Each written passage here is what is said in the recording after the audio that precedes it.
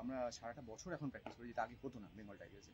ওই লাস্টে এসে কয়েকদিন প্র্যাকটিস করতে দিয়ে আমরা চলে যেতাম এবং হেরে চলে আসতাম। সেটা একটা আমাদের নিজেদেরও গায়ে লেগেছে।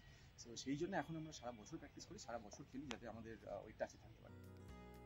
ক্যামেরা মেকআপ থেকে অনেক দূরে অভিনেতা যিশু, বনি সহ এক ঝাঁক অভিনেতা ক্রিকেটাররা বাকি আর মাত্র কয়েকটা দিন। সবুজ মাঠে ব্যাটে বলে নেট প্র্যাকটিসে ব্যস্ত তারকারা। কয়েক বছর আগেও এতটা বোধহয় চাঙ্গা ছিল না টিম বেঙ্গল টাইগার্স।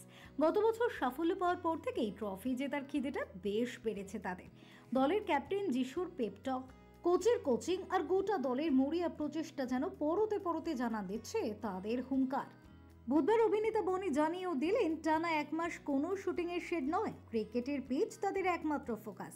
এ সময় শুধুই পরিণত ক্রিকেটারদের মতো অনুশীলন, লক্ষ্য একটাই, এবারও সেরা হওয়া। সেভাবেই অনুশীলনে মন তাদের। জমাটি আড্ডায় অনুশীলন তাদের বাড়তি অক্সিজেন বলে জানান বনি। এখন দেখার এবারও তারা সেরা শিরোপা হাসিল করেন কিনা। বাই। ক্রিকেটটা খুব ভালোবাসি অ্যাকচুয়ালি, ছোটোবেলা থেকেই ক্রিকেটকে ভালোবাসি এবং আমি সম্মানদার আন্ডারে খেলেছি ইনফ্যাক্ট 3-3.5 বছর।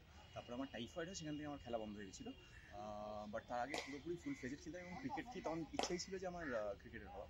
সো সেখান থেকে সেই স্বপ্নটা পূরণ হয় না, সো সেটা থেকে যায়। অ্যান্ড এখানে ফাইনালি যখন আমরা যখন ছোটোবেলাতে দেখতে শুরু করি যে সেলিব্রিটি ক্রিকেট লিগ চালু হয়, তখন থেকে আবার ইচ্ছা হয় যে যদি আগামী দিনে কোনোদিনও ওরকম হতে পারি সেলিব্রিটি।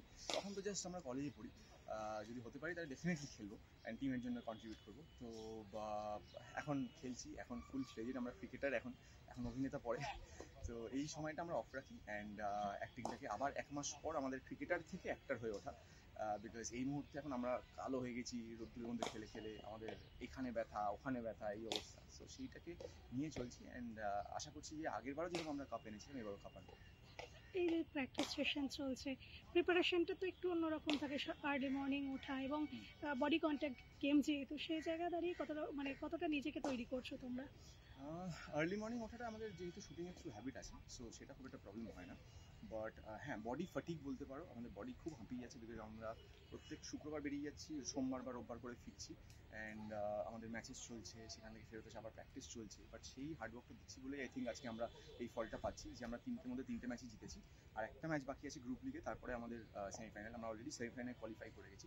সো আই থিঙ্ক এই যে পরিশ্রমটা করি, এই যে একটা টানা মাস আমরা পরিশ্রমটা করি, সেটারই রেজাল্ট আমরা পাচ্ছি। অ্যান্ড শুধু সারা মাস বলবো না, আমরা সারাটা বছর এখন প্র্যাকটিস করি, যেটা আগে হতো না বেঙ্গল টাইগার্সে।